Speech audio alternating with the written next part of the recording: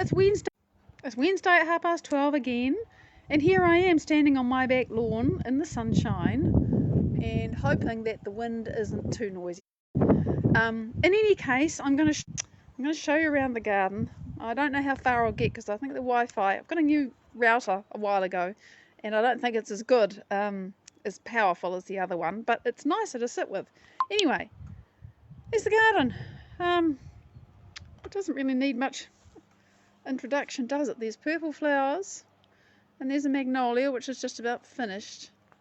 And if I just pan across slowly, you can see everything. And yeah, I mean, I know this is really wild, but it's been a very wet winter, and it's spring now and everything's growing, and I've had quite a lot of disruption. So I haven't had as much time in the garden as I would. You can see the ghost plant is really long now. Hi Mike, great to see you. And this magnolia is almost finished. I'll see how far I can go before the Wi-Fi fades. And you can see the Cuban lilies up there flowering. And oh, we've got soldiers and sailors down here. I'm just walking slowly, hoping the connection holds, because it's pretty, right? I like to show you these things. And it just flipped out, so there we go. So now I know that's my boundary. And I actually moved, see there's a few white bells here that I missed most of them out of here. I'm not quite sure why, actually. I really missed them. This is something that's about to flower. See the little green buds? They open up into the most pure white things that look a bit like plum blossom you've ever seen. But we're too soon for that one. And this one's finished. It's got its leaves on now. So that's about it, really. Oh, these are very lush. I've got these faithful, bright maroon, crimson primulas. And yeah, the flowers are lovely, but don't forget to look at and enjoy that foliage. It's amazing, the texture on it. Look at this. The flowers are so lovely. So yeah, there we go. And look, this is a bog now. It's not currently full of water, but it has been. We've had a lot of rain. And there's actually some plants that used to be here that I've moved because they were drowning. So that's just what's happening out here at the moment. It's quite a wet garden. But the sun is shining. It's a beautiful day, and I just wanted to share it with you. So I'm going to walk inside now and not be distracted by the lovely world. It is very pretty. It's a pretty sunshine day. So just coming in here, because I now have this nice little thing that helps me hold my phone. Yeah, it's a scruffy laundry, but isn't it great that I've got a laundry? So, back in here, and I'm going to sit down. So I want to talk about, who says I can't talk when I'm still organising myself? I want to talk about what I've done this morning. And you may remember from last week that I was just taking a bite into a new apple. And it was a bit hard. I was trying to get my head around the next thing. I've got to put this down. Here we go. Makes the room look wonky, but it's not. It's just the camera's looking into the corner. I'm not very well organised today, am I? I can take my hat off. So, there we are. Finally, I don't look like I'm on a list. So, I've spent the morning getting into learning and unlearning and trying to unpack those ideas and concepts in a way that's really simple for an audience that I can't guarantee how much they know. I can't guarantee where they live. I can't use things that I might understand, but which would make no sense to someone who lives in Asia or in Africa, or, you know, I just can't assume anything cultural. So it's always this process of translation.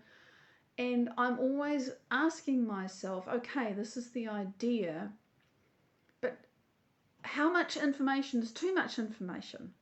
Because I know from watching people learn and from learning myself that if there's too much information thrown at me all at once, my brain kind of goes, oh, what? And it stops taking it in. It's just too hard. It can't be done because it's just too much. So I'm trying to break things down enough. I'm trying to keep the concepts complete but explain them really simply. And I'm talking about learning and unlearning because I want to explain how we can take something that's been a habit for us for 20 or 30 or 40, 50 years. And by the way, I'm breaking 50-year-old habits right now, and it's pretty hard, but I'm doing it because I want to be somebody else. And how do you do that?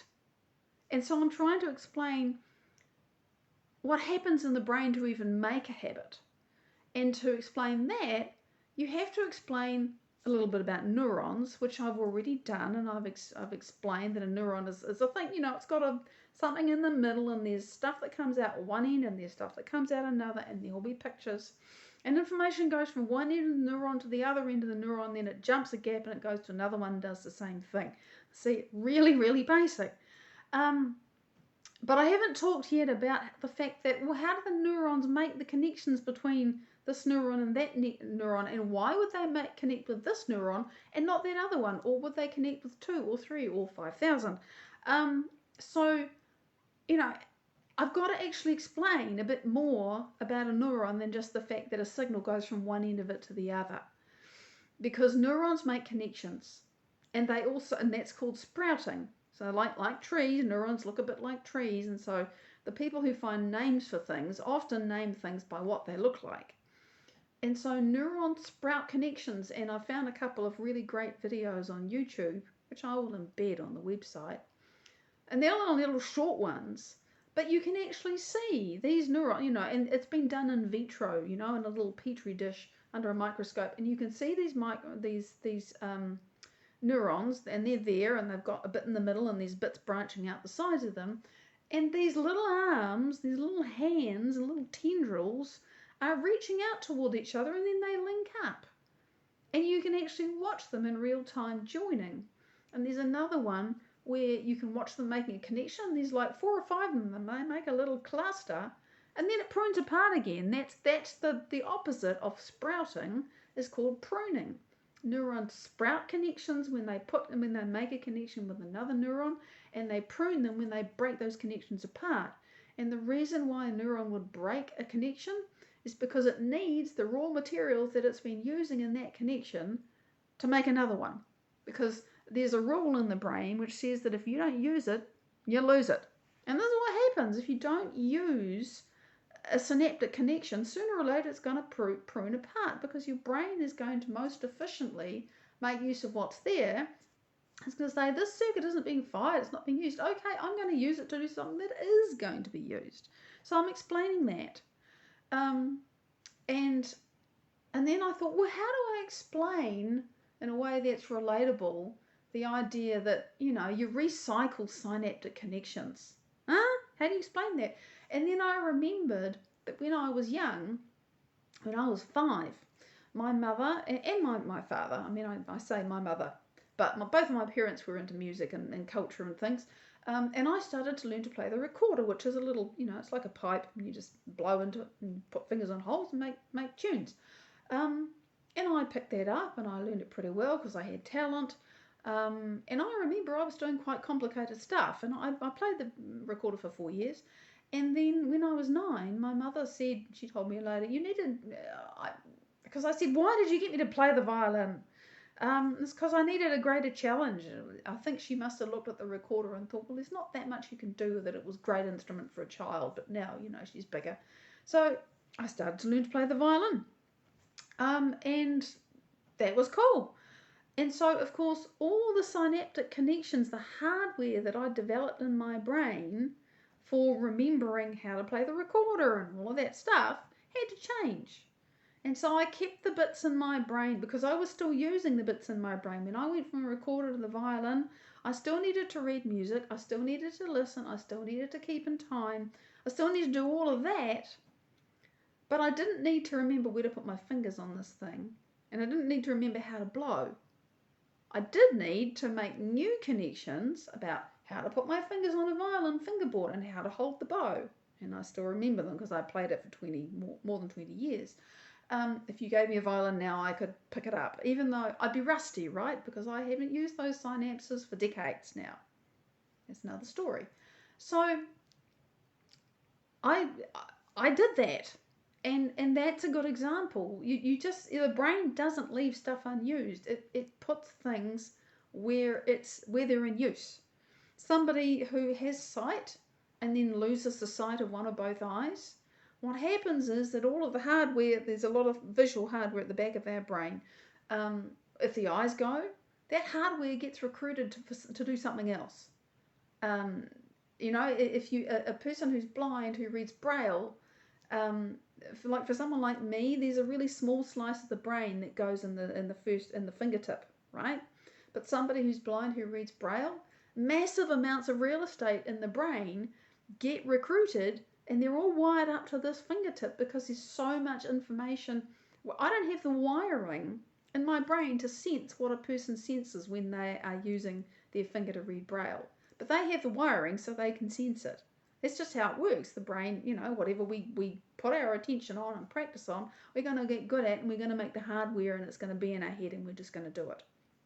So that's what I was doing. I did that. I explained that. And then it was like, what next? I need to talk about the fact that when we're young, we learn a lot. We have lots of new experiences. And our brain only changes, makes a new connection, or prunes one apart. Because we have a new experience. We have a new experience. Oh, that was different. Or we learn something. Those are the two ways our brain gets to change. If we don't have a new experience, or we don't learn something, our brain stops changing. That, by the way, is how people get old. That's how the brain turns to mush. Apart from having some kind of disease, it stops getting used. People get stuck in their ways. And their brain, it's much harder to change. So I'm now talking about starting to explain how we get stuck in our habits. Remember, I've already explained habits. We get stuck in our habits. We get very familiar with the people and the places and the things that we do and everything that's normal in our lives, and that just gets really, really entrenched in our brain, but actually it can change. And I talk about how it is that we think that things stay the same, but actually they can change, and our brain can always change, and how that works. And so that's what I'm explaining, is how we get to change.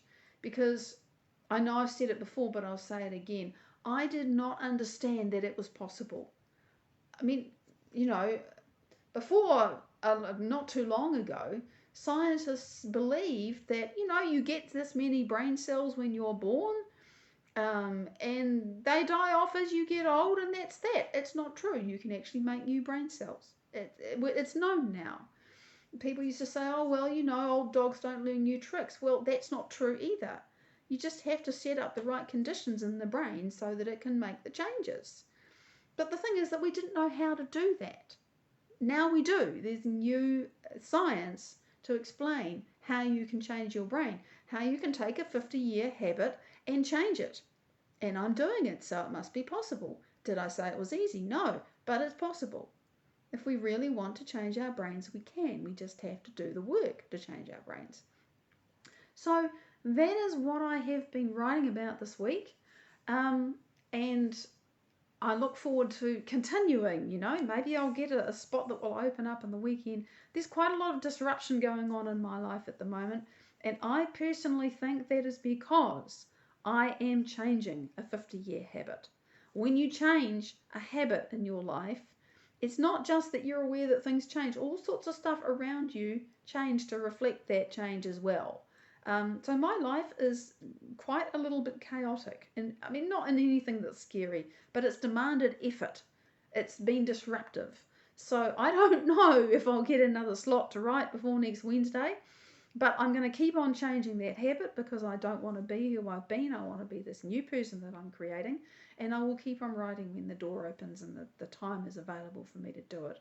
And I invite you to join me on God of Me on Patreon. The link's there in the introduction. I am still pestering them about making the free joining option available. It should be available to me. There's something wrong with my account because it's not there. So I will be chasing that up. But in the meantime, I believe you should be able to follow me. If you can't, well, let me know. And that'll give me another reason to ask them, how come this isn't working on my Patreon? So thank you for joining me so much, or on the replay. I really appreciate your attention and energy, and I look forward to you joining the journey, because I need your feedback, I need your input. I need to know if when you read this stuff that you understand it. There are going to be pictures, there are going to be exercises to do at the end of each little module. All of that is coming, but the words must stand on their own. Oh, thank you, Mike. I so appreciate that. And I love your interaction. I really appreciate that too. It's encouraging to know that, I know you're out there, people. It's just really nice for me to know that you are out there and to see it. So any way that you wish to participate, I will so appreciate. And by the way, Mike, when the free thing gets sorted out, you will become a free follower, so you don't have to do anything else. They've got that. It's just there's something gone wrong in the migration. It happens. I know it happens. I'm in IT. It's my day job. So until next week, thank you so much for joining with me. I look forward to seeing you again. Much love. Bye-bye.